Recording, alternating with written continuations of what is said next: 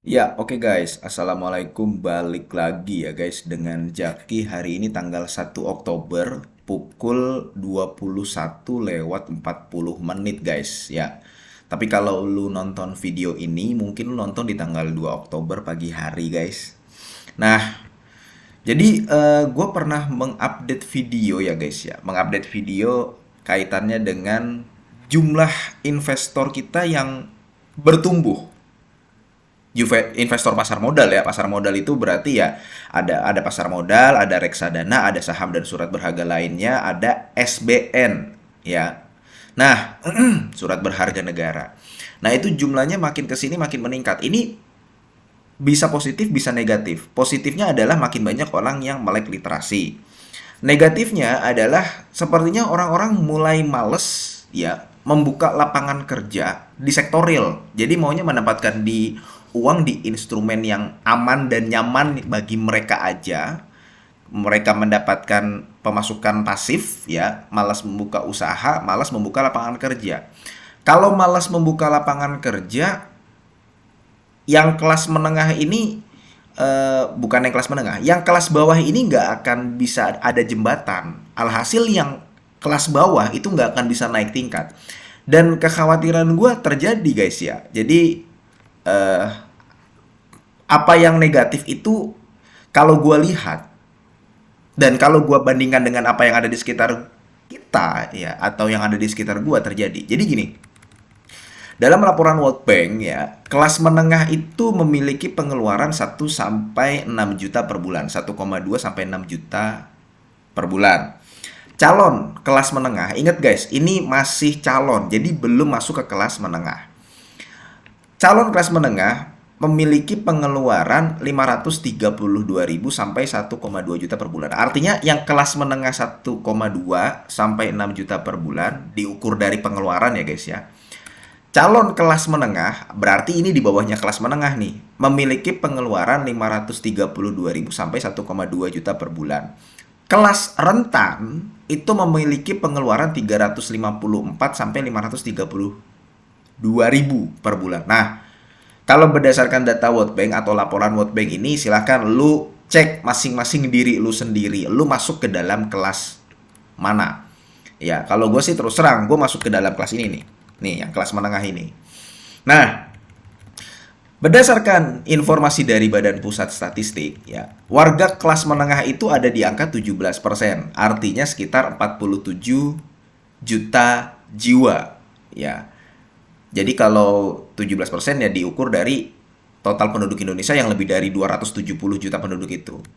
Nah, warga yang menuju kelas menengah itu ada di angka 50%, mendekati 50%, artinya ada 135 juta jiwa.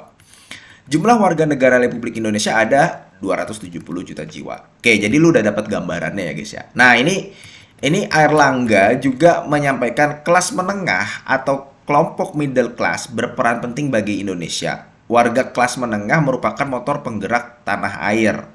Kelas menengah berperan pada sektor kewirausahaan dan penciptaan lapangan kerja. Nah, ini juga udah pernah gua bahas di video sebelumnya bahwa kelas menengah itu sebenarnya adalah kelas yang paling menjadi tombak ya, tombak bagi sebuah kesuksesan negara atau wilayah. Karena kelas menengah biasanya nanti dia akan buka usaha, buka lapangan kerja. Kalau kelas menengah buka lapangan kerja, dia mempekerjakan kelas bawah. Akhirnya kelas bawah ini nanti bisa naik kelas, dia bisa dapat kerja, dia bisa dapat upah, kayak gitu guys. Berbahaya apabila kelas menengahnya ini udah cuek, udah nggak mau buka lapangan kerja misalkan, udah malas buka lapangan kerja karena ya iklim investasinya nggak menarik dan sebagainya, ribet lah, ngurus SDM, bingung lah dan sebagainya dan sebagainya. Banyak. Nah, ini berbahaya. Jadi kelas menengah ini sebenarnya adalah kelas yang paling wajib dijaga ya, wajib dijaga. Tujuannya apa? Yaitu sektor kewirausahaan dan penciptaan lapangan kerja, kayak gitu guys. Nah, sekarang kita lihat datanya. Datanya ini dari tahun 2009, 2021, 2022, 2023, 2024. 2020 tidak ditampilkan karena memang 2020 kondisinya abnormal. Di situ ada pandemi. Kalau dilihat dari data ini ya guys ya, yang biru ini kelas menengah, yang kuning menuju kelas menengah. Data ini menunjukkan ya dari BPS nih, Badan Pusat Statistik, menunjukkan bahwa kelas menengah ini semakin kesini semakin turun jumlahnya. Tadinya lebih dari 50 juta jiwa di tahun 2019. Tapi di tahun 2024 itu turun di bawah 57 juta jiwa. Klop berarti datanya dengan sini. Nih, dari Badan Pusat Statistik ya. Jadi karena memang sekarang udah ada 47 juta jiwa. Nah, kalau kita breakdown lagi lebih rinci, ada masyarakat miskin, ada masyarakat rentan miskin, ya, ada masyarakat menuju kelas menengah dan kelas menengah serta kelas atas. Kelas atas ya dari dulu bukan dari dulu sih, dari tahun 2019 perubahannya nggak signifikan, 0,38, 0,40, 0,40, 0,46, 0,38. Jadi nggak terlalu signifikan. Yang signifikan adalah yang kelas menengah nih, yang tadinya porsinya 21% dari total penduduk Indonesia di tahun 2019 atau setara 57 juta jiwa. Ya, ini kan di atas nih. Di atas ya, di atas 57 juta jiwa nih ya, di sini nih. Nah, sekarang udah di bawah 50 juta jiwa atau di angka 47 juta jiwa di tahun 2024. 2024 ini belum selesai, masih berjalan sampai bulan Oktober. Oktober sekarang pertanggal 1 Oktober. Nah, dari tadinya 21% sekarang tinggal 17%. Berarti ini ada penurunan kelas nih guys. Yang tadinya ada di kelas menengah, ya, turun nih.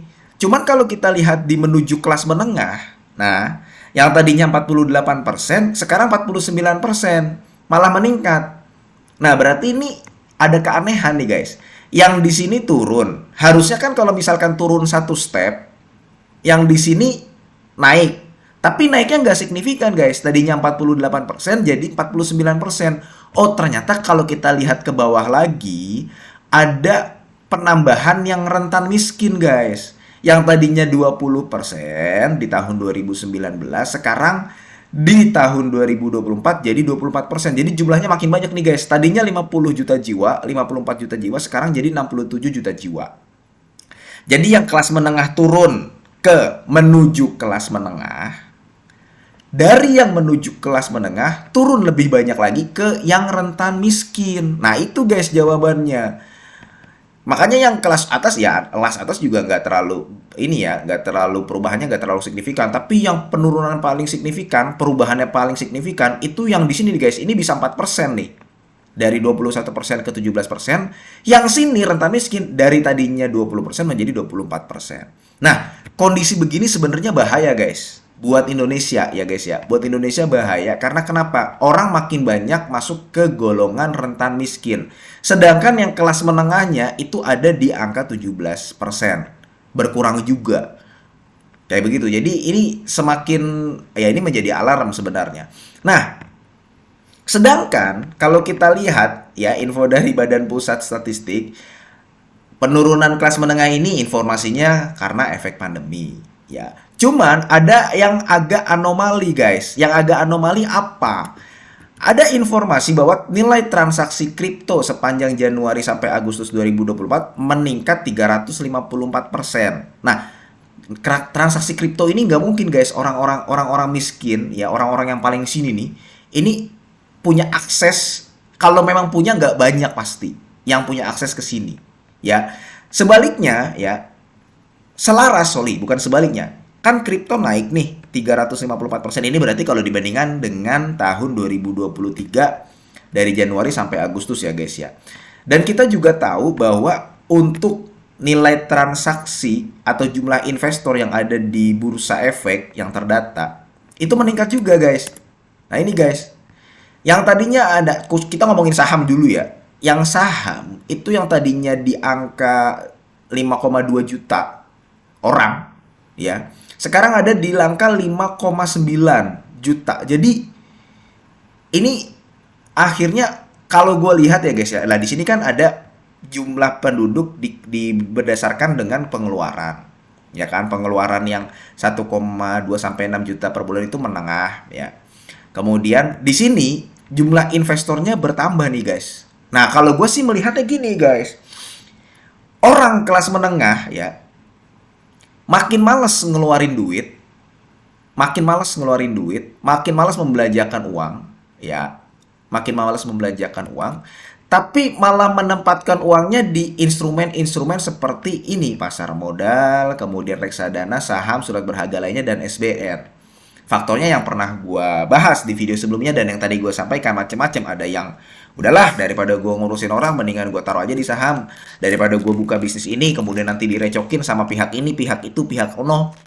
Udahlah, gue masukin ke saham aja yang dividennya gede. Nah, ini sekali lagi gue katakan, ini berbahaya. Iya, kalau misalkan yang masuk ke saham itu adalah orang-orang yang cuan semua. Iya, kalau misalkan orang-orang yang masuk ke kripto adalah yang cuan semua. Bagaimana kalau yang masuk ke kripto ini banyak ruginya? Bagaimana kalau yang masuk ke saham justru bukannya asetnya bertumbuh, malah asetnya berkurang? Nah, gue juga ngecek guys, akhirnya gue coba lihat-lihat. Memang kalau kita lihat, beberapa kali gue bahas ya, data penjualan mobil. Data penjualan mobil itu di tahun 2024 itu berpotensi turun banget dibanding tahun 2023. Tahun 2023 itu bisa mencapai 1 juta unit. Tahun 2024 baru udah sampai Agustus aja, udah berjalan 8 bulan. Itu baru 560 ribu unit. Ini baru ngomongin mobil. Motor juga kalau gue tidak salah penjualannya menurun. Dan gue cukup pesimis ya. Ini juga pernah gue bahas di video sebelumnya. Penjualan rumah itu bisa booming lagi. Kalau kinerjanya membaik sedikit-sedikit mungkin iya. Tapi untuk booming lagi seperti beberapa tahun sebelumnya itu sepertinya enggak. Karena kenapa? Ya kalau kita lihat ini guys ya. Yang bisa beli rumah kan bukan yang miskin dan yang rentan miskin. Yang bisa beli mobil, terutama mobil baru ya. Nah, bukan yang di bagian sini, tapi yang bagian kelas menengah nih. Kelas menengah sama kelas atas. Kayak begitu guys. Oleh karena itu mungkin itulah salah satunya kenapa Astra mencoba untuk, kan dia akuisisi OLX. Tahu ya OLX ya? OLX itu kan juga ada inspeksi, kemudian jual beli mobil bekas. Karena memang marketnya agak bergeser guys. Dari yang tadinya, ini kita ngomongin mobil ya. Dari yang tadinya mobil baru, beli mobil baru, sekarang udah ya udahlah kita nyari mobil bekas aja. Nah, Astra mungkin melihat peluang di situ juga, akhirnya dia melakukan akuisisi terhadap OLX. Jadi gitu guys ya. Kalau misalkan memang kondisinya seperti ini, pertama, ini alarm yang cukup berbahaya buat Indonesia. Kedua, ya, artinya pemilihan saham kita di Bursa Efek Indonesia itu semakin mengecil, bukan semakin sedikit ya, tapi tidak sebanyak sebelumnya karena tidak semua saham.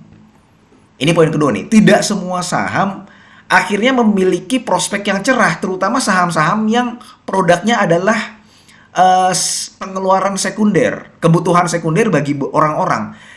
Yang masih bisa sustain adalah saham-saham atau perusahaan-perusahaan yang produknya itu adalah produk-produk primer.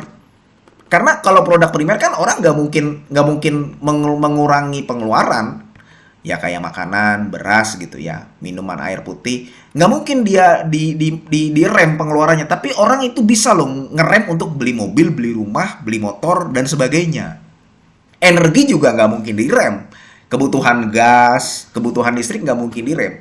Jadi itu guys ya, 2 poin yang akhirnya kita bisa ambil kesimpulan sementara ini. Pertama, ya ini alarm berbahaya buat Indonesia karena jumlah kelas menengah semakin sedikit dan sepertinya orang-orang ini malah mau semakin menempatkan uangnya di tempat-tempat yang aman, yang tidak merepotkan. Contohnya adalah di pasar modal. Yang kedua, ya pemilihan saham-saham di Bursa Efek Indonesia itu semakin sedikit. Tidak semua saham itu berprospek cerah gitu loh guys.